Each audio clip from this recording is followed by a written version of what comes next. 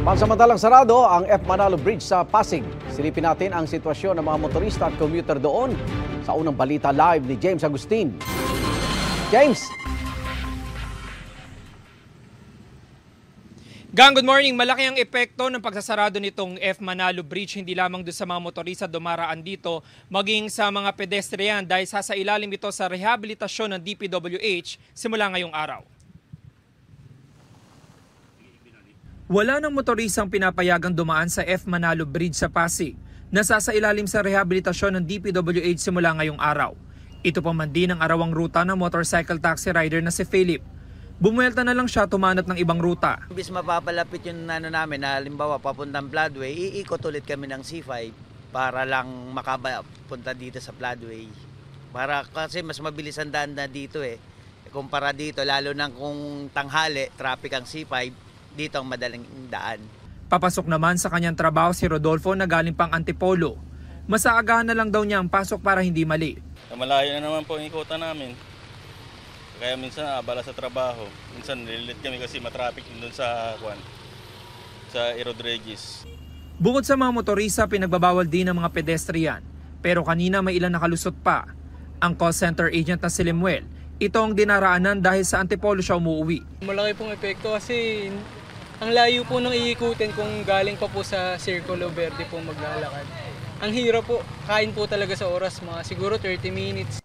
Maging ang mga pumapasadang tricycle apektado, natapyasan daw ng hanggang kalahati ang kanilang kita. Kumikita na lang kami ngayon, halos 500 na lang, 400. Paano yung bukas? Wala naman kaming labas. Kaya talagang sobrang apekto. Magbaboundary pa kami. Paano kung mga nangungupahan pa yung iba, lalong kawawa talaga.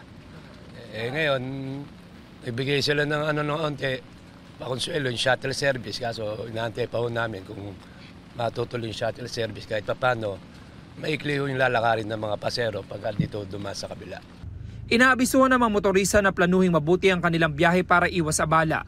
Ang alternatibong ruta ay sa Marcos Highway o Ortigas Avenue. Maaari ring magamit ang Circulo Verde Bridge mula alas 6 ng umaga hanggang hating gabi, maliban labang sa mga truck, jeep, motorsiklo at UV Express. Samantala, Igan, hindi pa masabi ng mga otoridad kung hanggang kailan sarado itong F. Manalo Bridge na ito.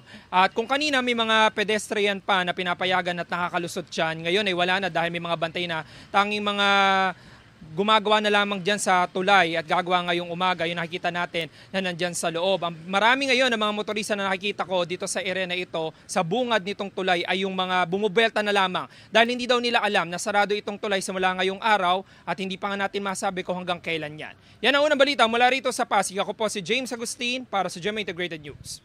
Igan, mauna ka sa mga balita. Mag-subscribe sa GMA Integrated News sa YouTube. Sa mga kapuso abroad, subaybayan nyo kami sa GMA Pinoy TV at sa www.gmanews.tv.